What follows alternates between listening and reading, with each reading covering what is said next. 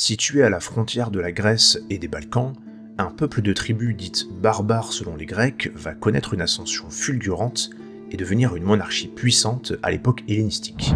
C'est le royaume d'Épire. Il est fondé sur une mythologie guerrière, puisque les rois de sa dynastie, les Éacides, prétendaient descendre d'Achille en personne. Ce royaume se hisse au rang de grande puissance sous le célèbre Pyrrhus Ier. C'est depuis cette lignée, donc les Éacides, qu'Achille lui-même reçut un culte divin au sanctuaire de Dodone, sous le nom local d'Aspétos. Cette filiation mythique légitimait naturellement la place du roi de l'Épire dans le monde grec. Les premiers rois issus de la tribu des Molos, comme par exemple Taripas au 5e siècle avant notre ère, introduisent peu à peu les mœurs et les lois grecques, ce qui permet de définir les futures institutions du royaume. Moins d'un siècle plus tard, l'ascension de l'Épire commence à se dessiner.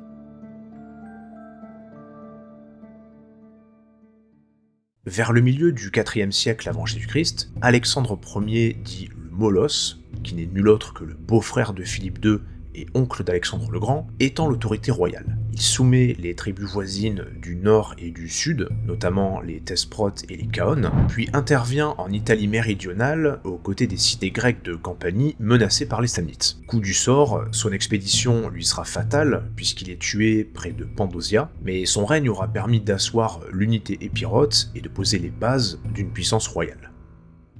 Au tournant du IIIe siècle avant notre ère, l'Épire atteint son apogée sous le règne de Pyrrhus Ier. Héritier de la dynastie Éacide, Pyrrhus connaît une destinée exceptionnelle. Étant orphelin chassé des Molos durant son enfance, il court la fortune auprès des rois Diadoques avant de récupérer le trône en moins 297. Sa grandeur tient surtout aux vastes campagnes qu'il mène, d'abord en Macédoine et dans les cités grecques du nord, puis vers l'ouest, en Italie et en Sicile.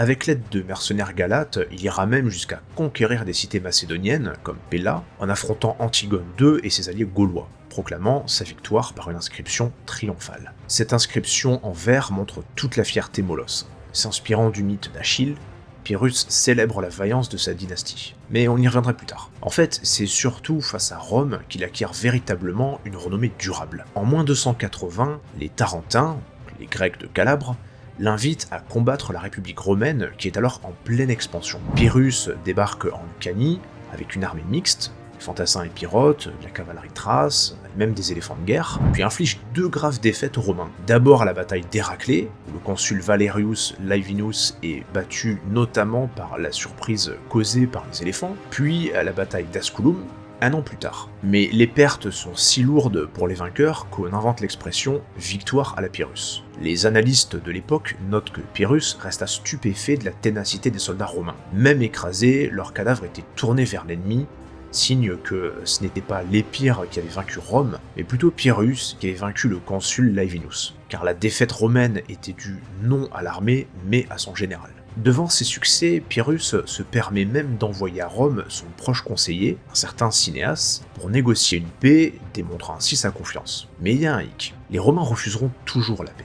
Persuadés qu'ils peuvent absorber leurs pertes, ils souhaitent venger l'honneur de la République. La légende raconte que le vieux sénateur Appius Claudius déclara qu'il préférerait mourir debout qu'accepter les conditions du roi. Finalement, la guerre se prolonge sans décision nette, et Pyrrhus, dont les forces diminuent avec l'usure, finit par quitter l'Italie.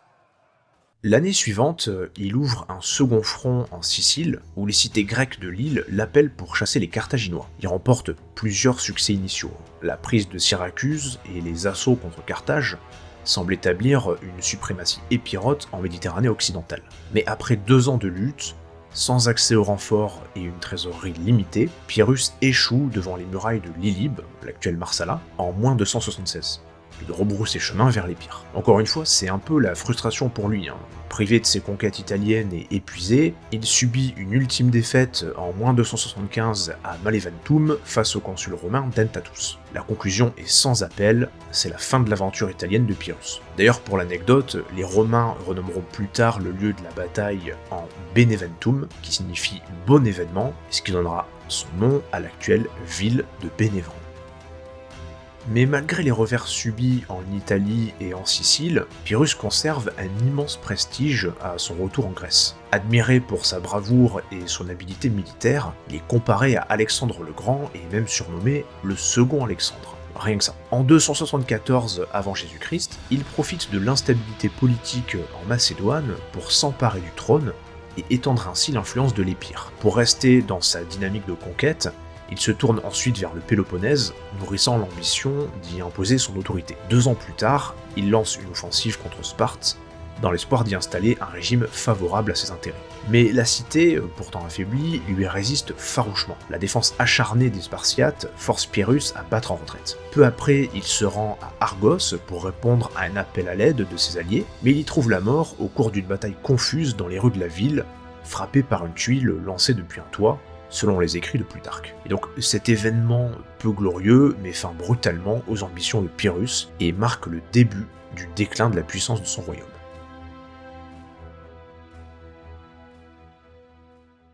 La mort de Pyrrhus ouvre une ère incertaine. Son fils Alexandre II lui succède sur le trône, mais son règne est marqué par la montée en puissance de voisins plus agressifs, en particulier la Macédoine, dirigée alors par Antigone II Gonatas. Alexandre II parvient toutefois à préserver l'unité épirote durant une vingtaine d'années, en maintenant une politique active dans les conflits régionaux. Mais en moins 242, il meurt dans des circonstances peu claires, peut-être assassiné, laissant le royaume à ses jeunes fils, Pyrrhus II et Ptolémée.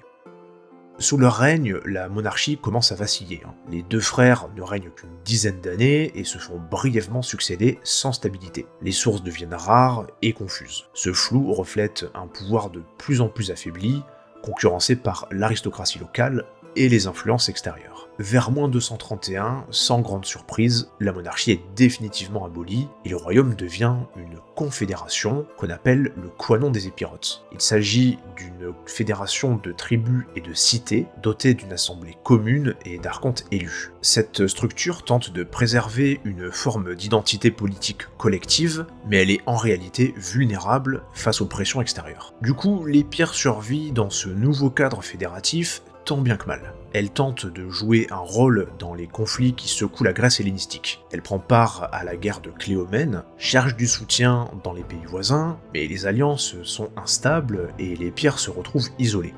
Cette période voit aussi l'affaiblissement économique et démographique du pays. Les guerres continues ont fracturé les campagnes et beaucoup d'Épirotes se réfugient dans les hautes montagnes. Même le célèbre sanctuaire de Dodone est pillé par une ligue voisine, la confédération étolienne. C'est un symbole très fort, car ce sanctuaire est en quelque sorte le berceau spirituel de l'Épire.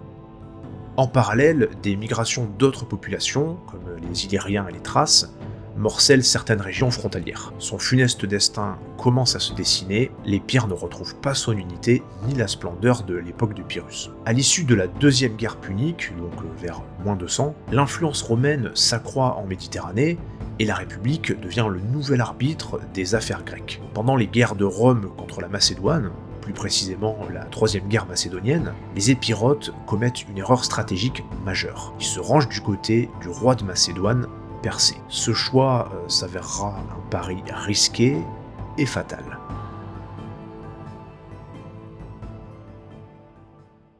Le coup de grâce survient à la fin des guerres de Macédoine. En moins 168, les Romains écrasent Persée de Macédoine, le dernier roi de la dynastie des Antigonides. Craignant la résurgence d'une puissance hellénique en Grèce, le Sénat romain décide de punir tous les peuples considérés comme complices de Persée. Donc pas de bol, malgré son statut de fédération, l'Épire est désigné coupable d'avoir soutenu la Macédoine. Le consul romain Lucius Aemilius Paulus Macedonicus, qu'on appellera entre nous Polémile, reçoit pour mission de pacifier l'Épire. Là vous me voyez pas, mais quand je dis pacifier, je mime des guillemets et pas qu'un peu. La campagne de Polémile, entre 168 et 167 avant Jésus-Christ, est aussi brutale que directe.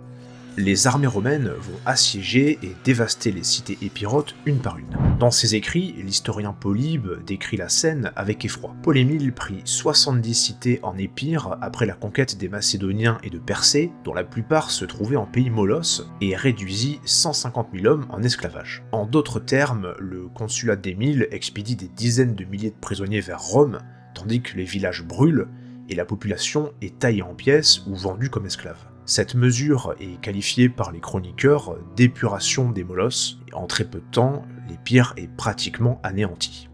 Concrètement, les biens des cités sont spoliés et les temples subissent le pillage. Même le sanctuaire de Dodone subit le sac une nouvelle fois. Selon Strabon, les cadavres et les reliques sacrées abandonnées rappellent que cette terre, jadis abondamment peuplée, est désormais en ruine. L'Épire est formellement démantelé puisqu'une partie de son territoire est distribuée en provinces romaines et le reste offert aux soldats vétérans de Paul-Émile. L'armée romaine érige enfin un monument sur l'achèvement de sa mission. L'Épire n'existe plus comme entité politique indépendante, et à Rome, comme le veut la tradition, on célèbre la victoire en exhibant le butin et les captifs. Le destin brisé de l'Épire est ainsi scellé. En 167 avant notre ère, le royaume s'éteint sous les coups de la République romaine. En fin de compte, l'histoire du royaume d'Épire est celle d'un foyer autrefois perçu comme barbare, mais devenu un acteur clé du monde hellénistique avant de s'effondrer sous la puissance romaine. De sa fondation légendaire par le fils d'Achille à l'âge d'or sous les victoires de Pyrrhus, sa chute nous rappelle le côté parfois éphémère des grandes nations de l'histoire. Si la vidéo vous a plu, n'hésitez pas à vous abonner pour soutenir la chaîne, ainsi que liker et commenter pour partager vos impressions. À bientôt!